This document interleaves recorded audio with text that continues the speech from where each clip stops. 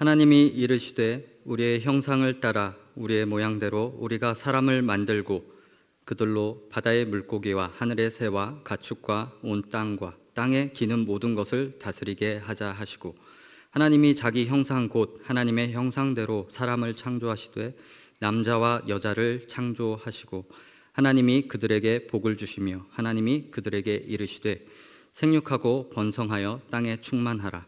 땅을 정복하라. 바다의 물고기와 하늘의 새와 땅에 움직이는 모든 생물을 다스리라 하시니라. 아멘. 제가 잠시 기도하겠습니다. 하나님, 오늘 이 시간 주님을 바라봅니다. 주님을 의지합니다. 말씀 전하는 자와 말씀 듣는 자 모두를 주님의 말씀으로 붙들어 주시고 주님이 주시는 은혜를 누리는 시간이 되게 하여 주시옵소서. 예수님의 이름으로 기도드리옵나이다. 아멘. 전에 하나님의 일하심이라는 제목으로 창세기 1장 서두의 말씀을 전해드린 적이 있습니다. 그때 내용이 하나님께서 우리에게 일하시는 방법에 대한 내용이었습니다. 하나님께서 세상을 창조하실 때 보자기를 쫙 펼치듯이 단번에 만드신 게 아니라 혼돈과 공허와 흑암 속에서 첫째 날부터 여섯째 날까지 시간과 과정을 두시고 창조하셨습니다. 그 모습처럼 우리에게도 그 시간과 과정 속에서 일을 하시기로 하셨다. 그것을 보여주시는 장면이 바로 창세기 1장 장면이다라고 말씀드린 적이 있습니다. 그럼 여기에서 이런 질문을 우리가 해보게 됩니다. 하나님은 왜 굳이 꼭 시간과 과정을 주셨어야만 했는가라는 질문입니다. 그게 필요했을까? 시간과 과정이. 우리의 소원은 단번에 완벽해지고 싶습니다. 예수 믿은 이후로는 더 이상 죄와의 타협이 없었으면 좋겠고 완벽하고 싶은데 왜 우리는 여전히 죄의 몸에 갇혀 있는가? 예수를 믿었는데도 하는 생각을 해보게 됩니다. 이 질문에 대한 해답을 조금 찾아가 보겠습니다. 먼저 하나님의 형상을 설명하자면은 인격, 존엄성, 생명, 가치 여러 가지 단어들로 설명할 수 있겠지만 가장 이해하기 쉽게 하나님의 형상이란 하나님과 닮은 꼴입니다. 자식이 부모를 닮아 태어나듯이 말이죠. 자식을 보면 그 부모를 안다라는 말이 있듯이 자식이 가진 그 성격, 기질, 행동들을 통해서 그 부모가 어떨지 예상을 하게 됩니다. 그 자식이 보고 배우며 자란 그 부모의 인생관이 어땠을지, 인생의 경험이 어땠을지, 그리고 그 부모가 가진 세상 가치관이 어땠을지를 그 자식을 통해서 그 부모의 모습을 엿볼 수 있다는 얘기죠. 이처럼 자식이 부모를 보고 배우며 자라나듯이 하나님의 형상, 하나님의 닮은 꼴로 지어진 우리 인간은 하나님을 통해 무언가를 배워야 할 자리에 놓였다라는 것입니다.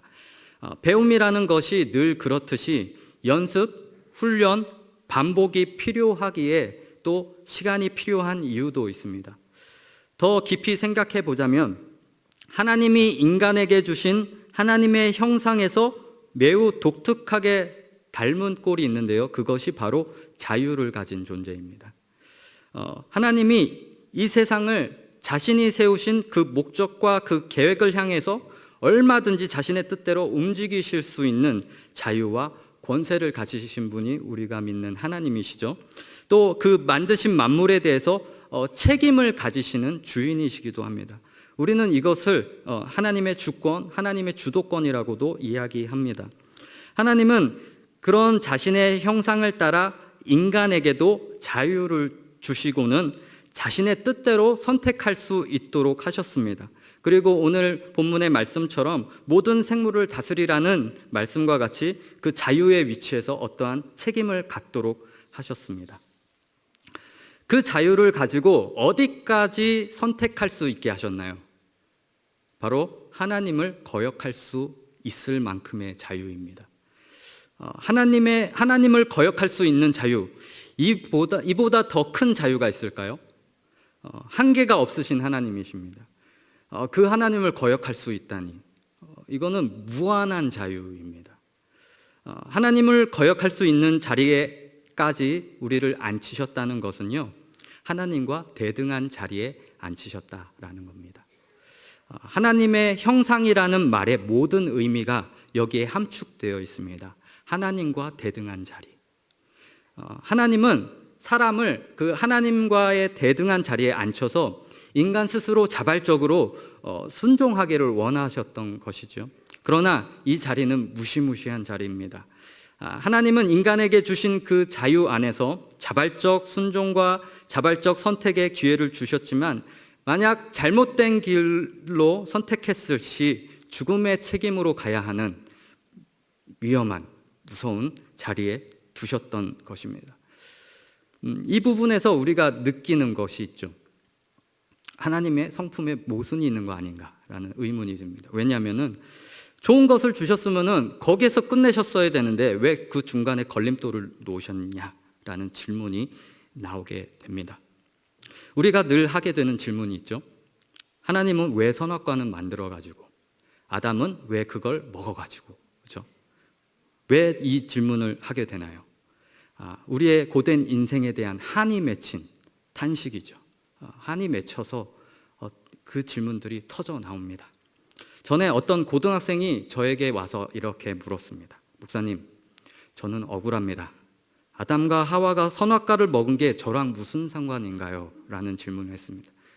당황스럽긴 했지만 제가 지혜를 발휘해서 이렇게 물었습니다. 그럼 너라면 어땠을 것 같니? 안 먹었을 것 같니? 라고 묻자 희죽 웃으면서 아니요, 저라도 먹었을 것 같아요 라고 이야기하더라고요. 여러분은 어떠십니까? 여러분이 아담과 하와의 자리에 있었다면 안 드셨을까요? 자신하실 수 있으십니까? 저라도 먹었을 것 같습니다. 속으로 난 아니야 하시는 분도 있을 수 있습니다. 그분은 2개 드셨을 겁니다. 그리고 제가 아는 어떤 분이라면은 한 입 먹어보고 한 상자 더 담아주세요 라고 하셨을 것 같습니다. 그런데 하나님이 인간에게 무엇을 근거로 이 자유를 인간에게 주셨느냐, 불완전한 것 같은데 이 질문이 또 나오죠. 그런데 무슨 근거로 자유를 주셨는지가 중요합니다. 그 근거는 하나님 자신의 사랑과 그 자신의 믿음을 근거하여 주셨다는 점이 매우 중요한 점입니다. 이것을 우리는 기억을 해야 됩니다. 우리가 하나님을 사랑한 게 아니라 하나님이 먼저 우리를 사랑하셨듯이, 또 우리가 하나님을 선택한 것이 아니라 하나님이 먼저 우리를 택하여 세우셨듯이, 우리가 믿을 만해서 자유를 주신 게 아니고요, 우리가 잘못된 길로 가게 될지라도 하나님께서는 당신의 백성들을 결국엔 하나님께로 돌이키고야 말겠다 하는 하나님의 그 의지와 하나님 스스로 가지시는 확신, 하나님 자신의 사랑과 자신의 믿음을 근거하여 인간을 하나님의 형상으로 자유를 가진 존재로 만들었다입니다. 하나님은 이렇게 해서라도 자유와 믿음과 사랑 안에서 이 하나님과 대등한 자리에서 인간과 영원토록 교제하기를 원하셨던 것이죠. 여기에서 하나님이 인간에게 왜 시간과 과정을 주셨어야만 했는가에 대한 대답이 나옵니다.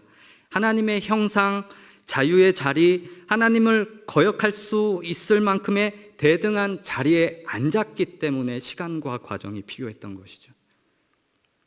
이 말은 잘못된 길로 가볼 수밖에 없는 자리입니다.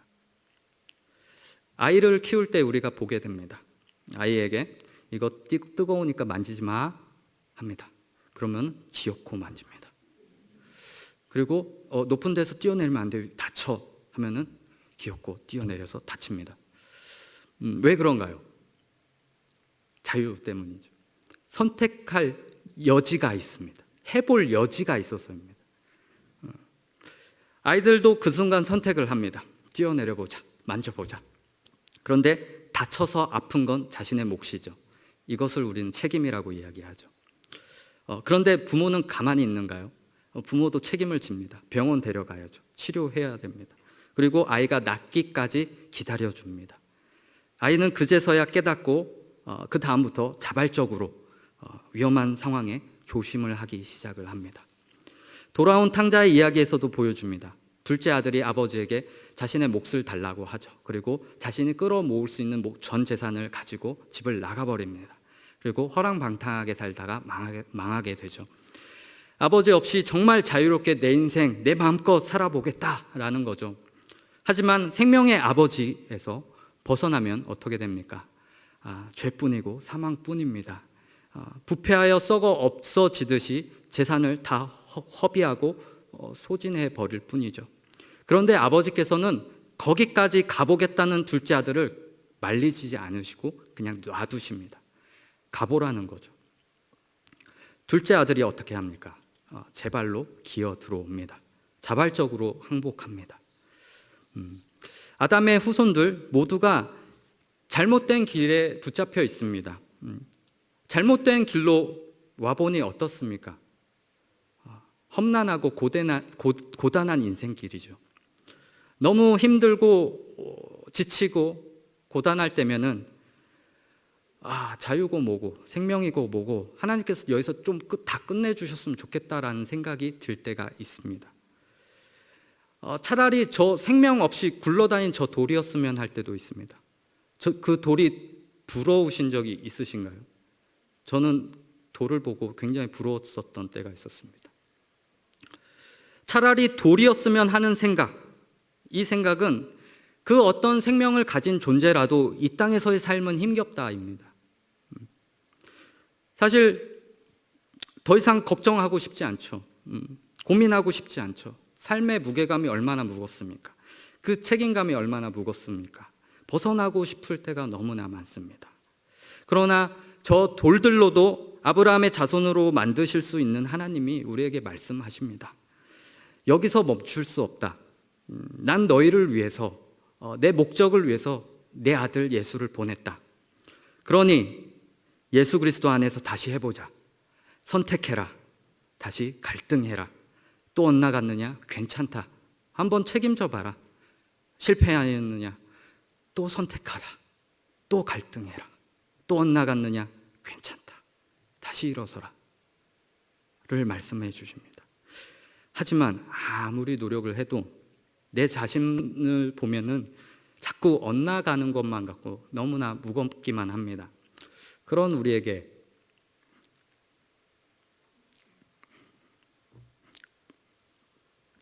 이런 말씀을 주셨죠. 마태복음 11장 28절에서 30절 말씀인데 제가 읽어드리겠습니다. 수고하고 무거운 짐진 자들아 다 내게로 오라. 내가 너희를 쉬게 하리라. 나는 마음이 온유하고 겸손하니 나의 멍에를 메고 내게 배우라. 그리하면 너희 마음이 쉼을 얻으리니 이는 내 멍에는 쉽고 내 짐은 가벼움이라 하시니라. 아멘.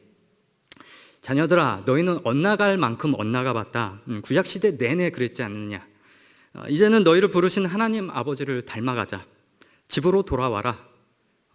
내가 너희를 쉬게 하리라. 나의 멍에를 메고 하나님의 형상이 무엇인지를 보여줄 테니 내게서 보고 배워라. 라는 말씀이죠. 하나님께서 태초부터 인간에게 무엇을 원하셨고 무엇을 요구하셨는지 그것을 위해서 왜 이렇게 긴 시간과 엇나가는 길까지 허용하셨는지를 말씀해 주시는 그 성경 구절이 있습니다. 빌립보서 2장 1절에서 11절 말씀인데 한번 같이 찾아보겠습니다. 빌립보서 2장 1절에서 11절 말씀입니다.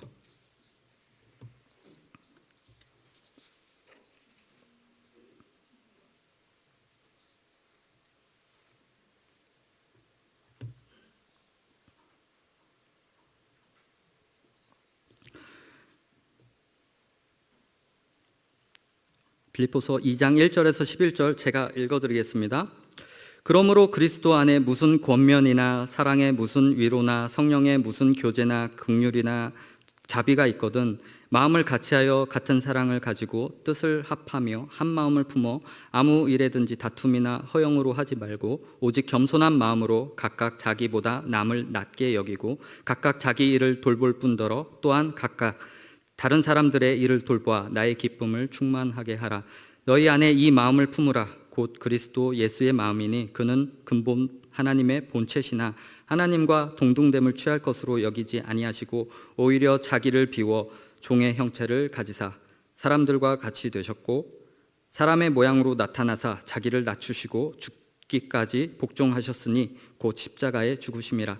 이러므로 하나님이 그를 지극히 높여 모든 이름 위에 뛰어난 이름을 주사 하늘에 있는 자들과 땅에 있는 자들과 땅 아래에 있는 자들로 모든 무릎을 예수의 이름에 꿇게 하시고 모든 입으로 예수 그리스도를 주라 시인하여 하나님 아버지께 영광을 돌리게 하셨느니라. 아멘. 하나님의 본체, 하나님의 형상 그 자체이신 예수 그리스도께서 이 땅에 오셔서 우리가 배워야 할 하나님의 형상이 무엇인지를 보여주신 말씀이죠. 너희는 이 마음을 품으라. 곧 그리스도 예수의 마음이니 하나님의 형상이 사람의 모양으로 나타나셔서 자기를 낮추시고 죽기까지 복종하셨다. 그는 그가 가진 자유를 이렇게 사용하셨다입니다. 그러니 너희도 배워라. 하나님을 떠나봤자 소진하고 허비될 뿐 아무것도 남는 게 없다는 걸 너희는 지금 인생을 통해서 현실을 통해서 배우고 있다. 예수를 통하여 생명을 얻은 내 자녀들아, 그 생명으로 열매 맺는 일로 나아가자. 너희는 마음을 같이 해라. 한 마음을 품어라. 서로 사랑하고 서로 섬기는 데에 너희의 그 자유를 사용하라 라고 우리를 밀어붙이고 계십니다. 그런데 이게 어디 쉽습니까? 서로 사랑하는 말은 오히려 더 무거운 짐으로 느껴질 때가 있죠. 왜 그런가요? 잘 안 되기 때문입니다. 그래서 하나님이 우리에게 시간과 과정과 기회를 반복해서 주시는 겁니다. 부모가 자식을 가르치듯이 배움이라는 이 연습, 훈련, 반복으로 우리를 기어코 끌고 가십니다. 때론 여유 있게 달래시기도 하고요.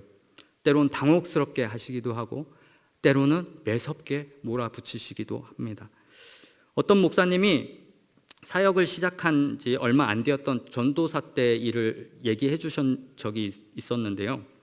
그때 이제 상황이 무슨 일 때문인지 어떤 한 형제가 그 전도사님한테 막 달려와서 다짜고짜 막 화를 내고 난리를 쳤다고 합니다.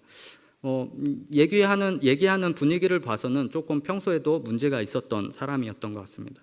근데 그 장면을 그 옆에 있었던 어떤 다른 형제가 지켜보고 있었는데 그 형제가 지켜보면서 그런 상황에서 난리를 치고 있는 상황에서 묵묵하게 듣고 가만히 서 있는 전도사님의 모습을 보면서 저 사람이야말로 신앙 안에서 내가 존경할 만한 사람이다. 저런 놈이 난리를 치는데도 저렇게 예수님 같을 수가 하더랍니다.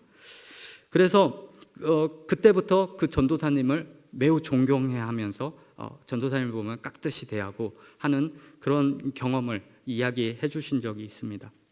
근데 그 목사님의 이야기를 들어보면 이겁니다. 그냥 그때 나는 당혹스럽고 어쩔 줄 몰라서 나로서는 가만히 있을 수밖에 없었어. 방법이 없었어. 그 목사님은 그때 그냥 어쩔 줄 몰라 하는 것으로 훌륭한 사람 된 겁니다. 이렇듯 많은 경우 우리는 그저 끌려갑니다.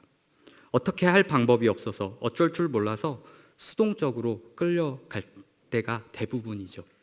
하지만 하나님은 그것으로 우리를 훌륭하게 또 영광스럽게 키우십니다.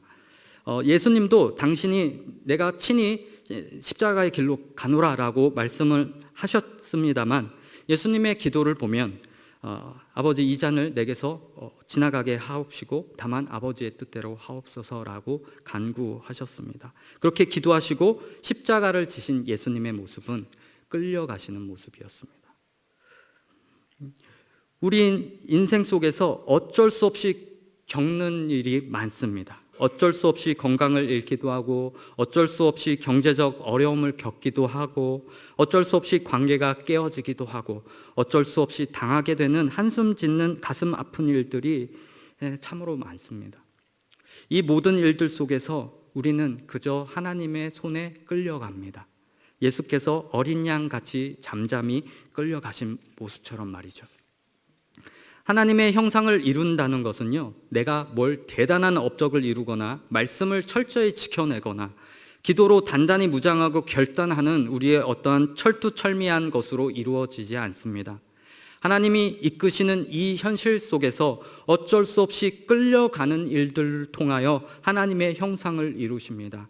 하나님의 형상이며 하나님의 본체이신 예수 그리스도께서 삶으로 보여주신 모습입니다. 그런데 끌려간다는 말이 못마땅하죠. 그럴 때면은 어차피 다 하나님대로 될 텐데 뭐 하면서 체념하며 고개를 떨구게 됩니다. 하지만 고개를 드셔야 합니다. 우리에게 무엇이 있는지 알면은 고개를 떨굴 수가 없습니다. 하나님의 형상으로 나아가라고 부름받은 우리에게 무엇이 있는가 하면요, 예수 그리스도의 생명이 있습니다. 하나님은 살아있는 자의 하나님이시다라고 말씀하시잖아요. 우리에게 예수 생명이 있습니다. 영원한 생명에 붙들려 있습니다. 그렇기 때문에 우리는 하나님 앞에서 언제까지나 살아있는, 하나님에 대하여 살아있는 자들입니다. 박영선 목사님 책 중에서요, 제가 가장 좋아하는 글이 있습니다. 그 글을 한번 읽어드리겠습니다. 생명이 있는 것과 생명이 없는 것은 어떻게 다를까요? 생명이 있는 것과 생명이 없는 것은 어떻게 다를까요? 생명이 없는 것은 그대로 두면 저절로 썩습니다. 바람이 불면 바람이 불어 썩고 비가 오면 비가 와서 썩고 해가 나면 해가 나서 썩습니다. 반면 생명이 있는 것은 바람이 불면 바람이 불어서 자라고 비가 오면 비가 와서 자라고 해가 나면 해가 나서 자랍니다. 너무나 당연한 이야기죠. 그런데 기가 막힌 통찰력입니다. 이 글을 보면은 떠오르는 말씀이 있습니다. 우리가 알거니와 하나님을 사랑하는 자 곧 그의 뜻대로 부르심 입은 자들에게는 모든 것이 합력하여 선을 이루느니라.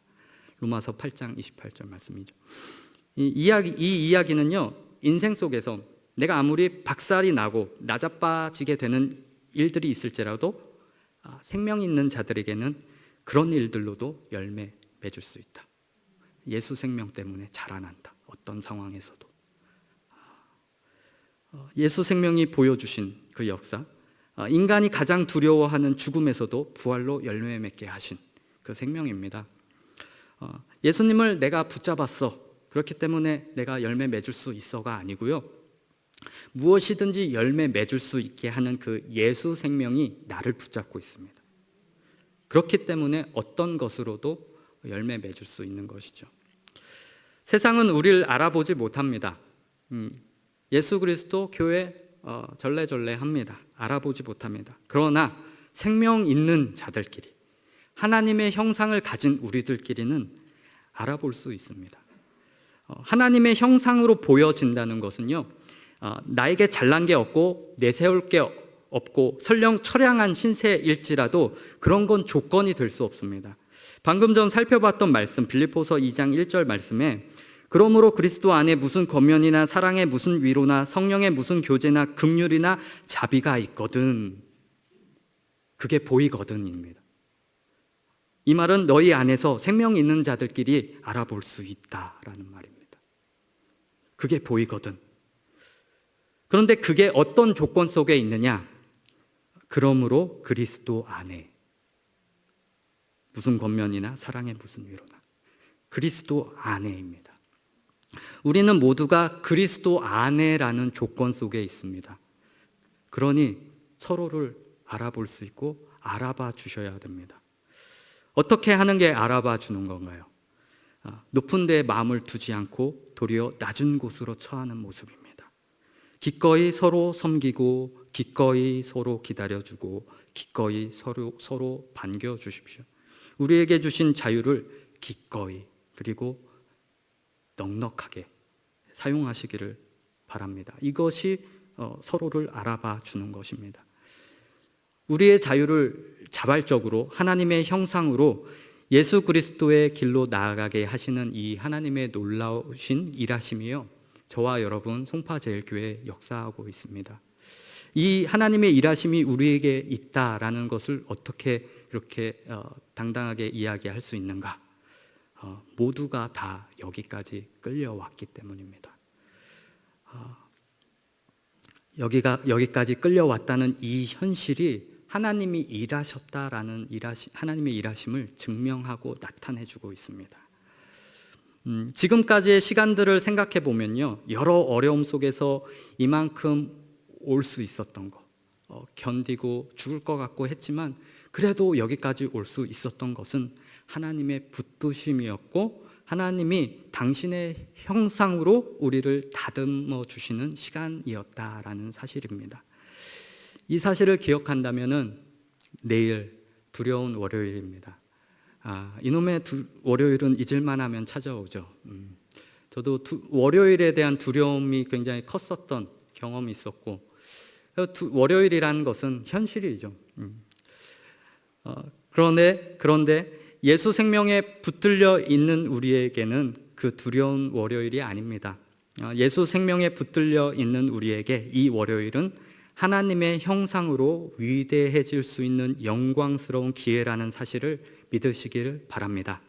이 한 주간도 하나님과의 대등한 자리에서 하나님의 형상으로 붙들려 감사와 기쁨으로 충만해지는 저와 여러분들의 한 주가 되기를 소망합니다.